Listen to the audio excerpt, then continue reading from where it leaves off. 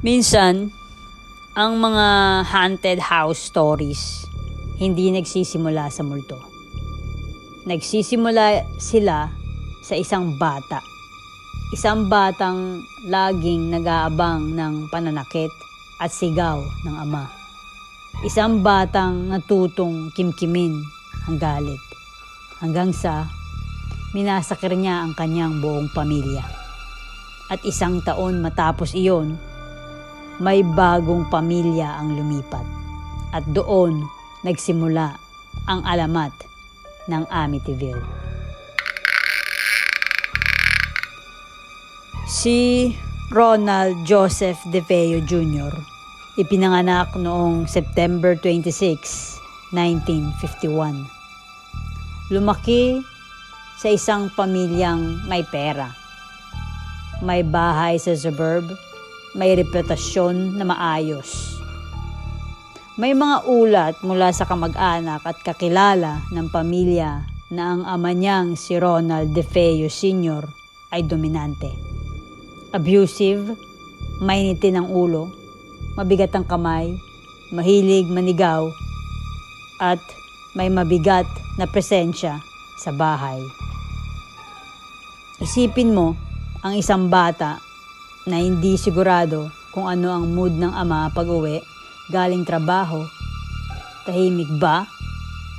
O masasapak at masisigawan siya? Ang ganong klase ng kapaligiran, hindi mo agad napapansin ang epekto. Pero sa loob ng bata, may nabubuo. Hyper-awareness. Pagbabantay sa bawat galaw. Pag-aaral sa tono ng boses bago pa matapos ang pag-uusap.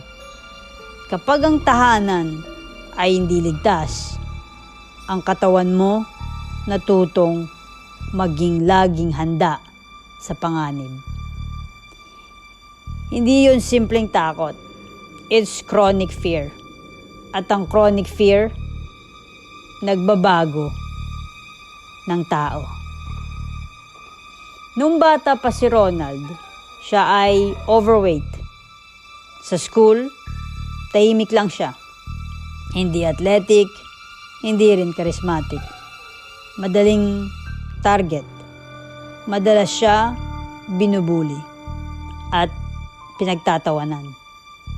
Hindi siya kasama sa cool group. Sa loob ng bahay, maliit siya sa harap ng ama. Sa labas ng bahay naman, maliit pa rin siya sa harap ng mundo. Kapag ang isang bata ay laging pinaparamdam na kulang siya, may 2 posibleng mangyari. Maging sobrang mahina o matutong magtanim ng galit.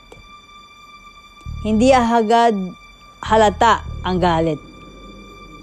Minsan, tahimik lang. Nakatago sa likod ng mga ngiti.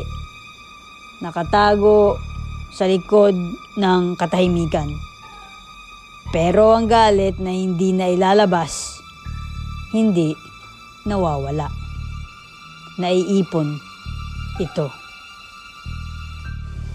Pagdating ng teenage years, may nag-shift kay Robert. Hindi na siya yung batang umiiwas sa confrontation. May mga ulat na nagsimulang maging agresibo si Ronald Jr.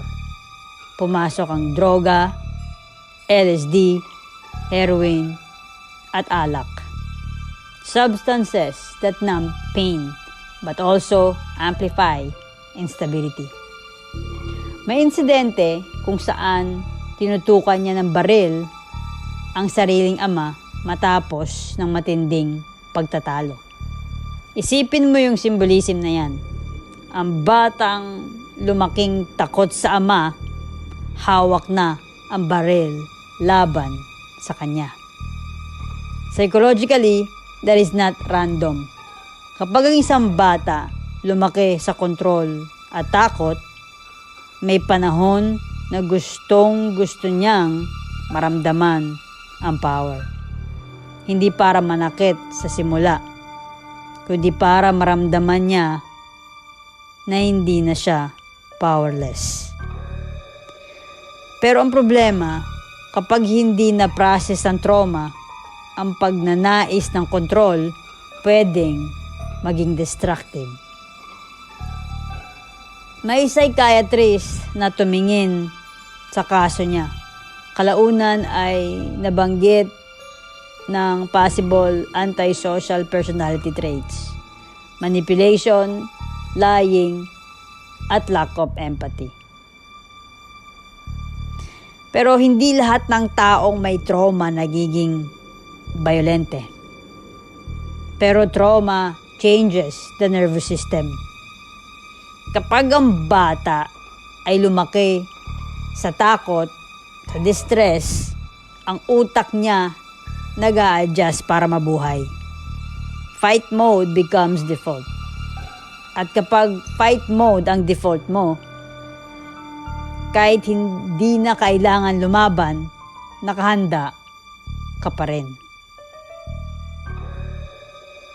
November 12, 1974. Ilang oras bago ang insidente. Isang normal na gabi sa 112 Ocean Avenue, Amityville, New York. Kumain pa sabay-sabay ang pamilya. At ng November 13, 1974, bandang alas 3:15 ng madaling araw, kinuha ni Robert ang kanyang .35 caliber Marlin rifle.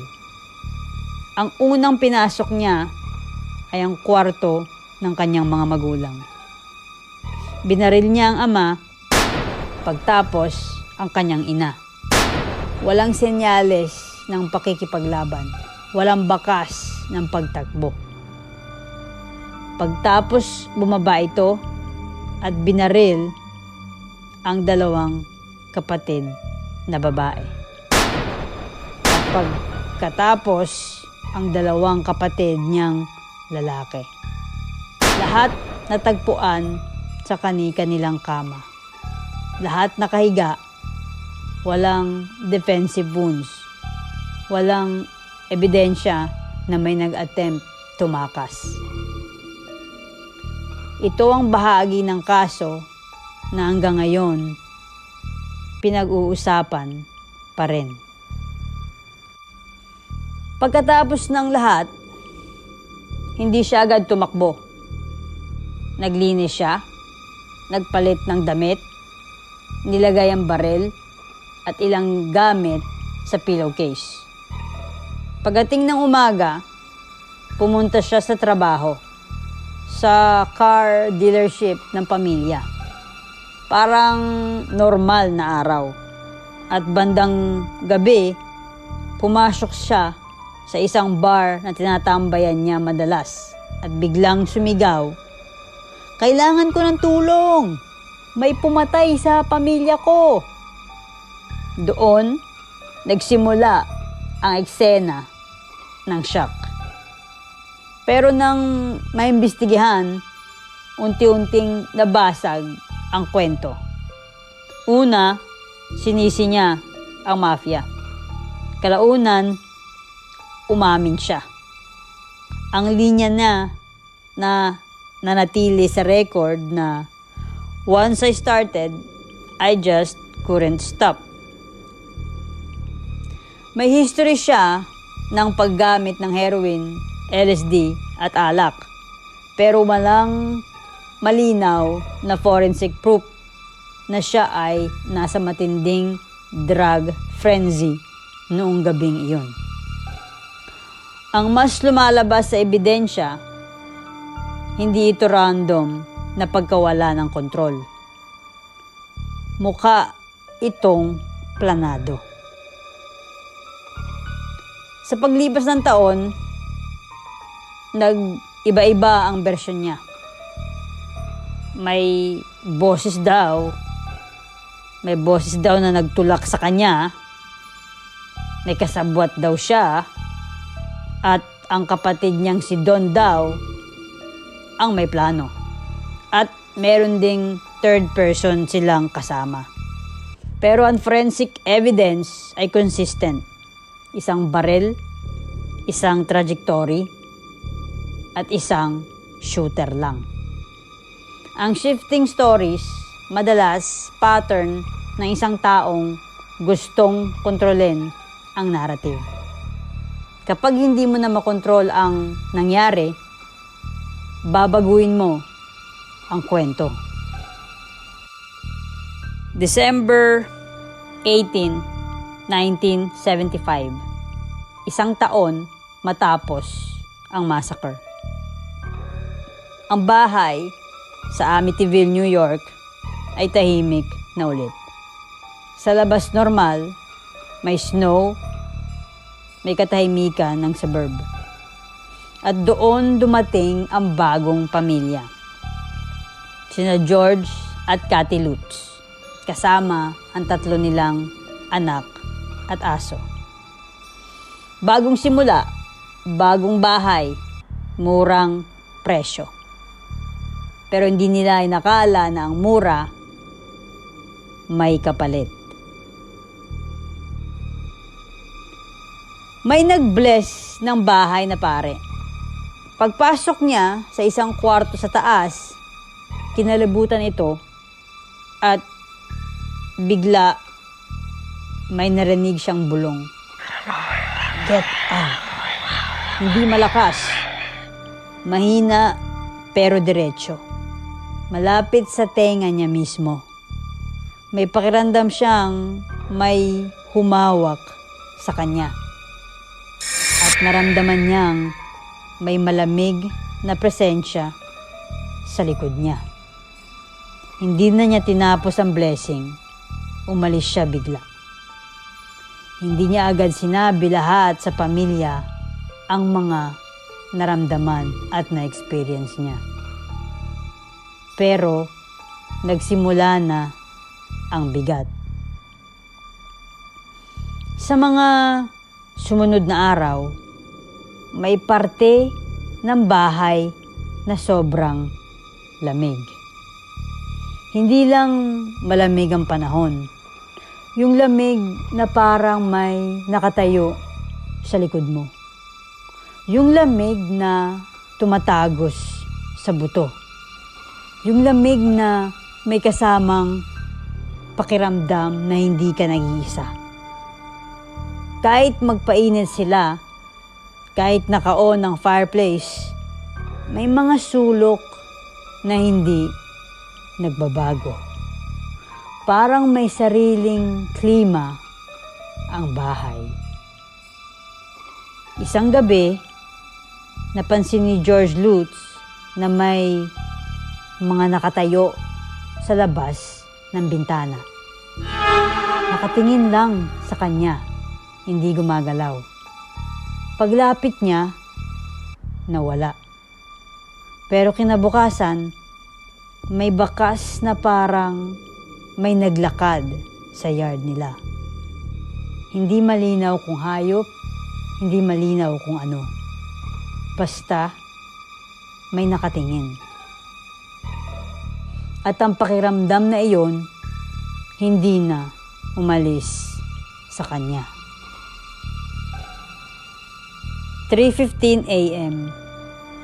Simula nang tumira sila doon, halos gabi-gabi, nagigising si George na eksaktong 3:15. Parehong oras ng mga pagpatay noong 1974. Hindi niya agad alam kung bakit. Akala niya dahil naninibago lang siya sa bagong bahay.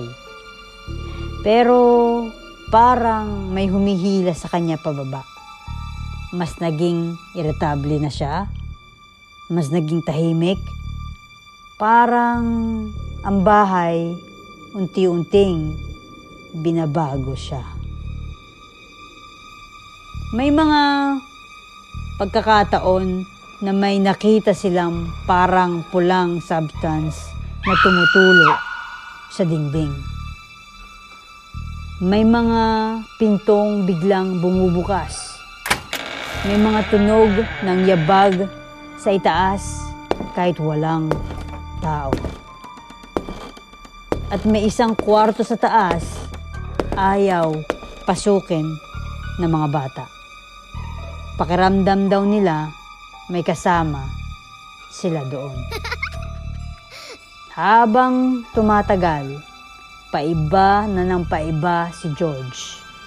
Mas naging malamig ang tingin, mas parang wala sa sarili, at sumisigaw na ito parate. May mga gabi na nakatitig lang siya sa dingding. Parang may kausap, parang may naririnig, at minsan parang may bumubulong sa kanya. Hindi malinaw kung ano, pero sapat para magbago ang aura ng isang tao. Pagtapos ng 28 days, hindi na nila kinaya. Iniwan nila ang bahay. Maraming gamit ang naiwan. Hindi na sila bumalik. Sabi nila, may presensya, may masabang enerhiya, may pakiramdam na hindi lang silang nakatira doon. Ang iba, nagsasabing exaggeration lang yun. Para sa libro at para sa pera. Pero ang tanong na hindi nawawala, bakit 28 days lang? Bakit pare-parehong oras? Bakit may nagbabago sa ugali? At bakit may mga bagay na hindi may paliwanag? Ang bahay sa 112 Ocean Avenue ay nakatayo pa rin. May mga bagong nakatira roon sa paglipas ng taon. May ilan na nagsasabing wala namang kakaiba. May ilan na ayaw pag-usapan. Pero pag tumayo ka sa labas ng bahay na iyon sa gabi at tumingin ka sa mga bintana sa taas, may pakiramdam ng parang may nakatingin din pabalik. At minsan, mapapaisip ka. Ang trauma ba ng isang gabi noong 1974 ay naiwan sa mga pader? O may ibang bagay o enerhiya na naghihintay na ng susunod na pamilya?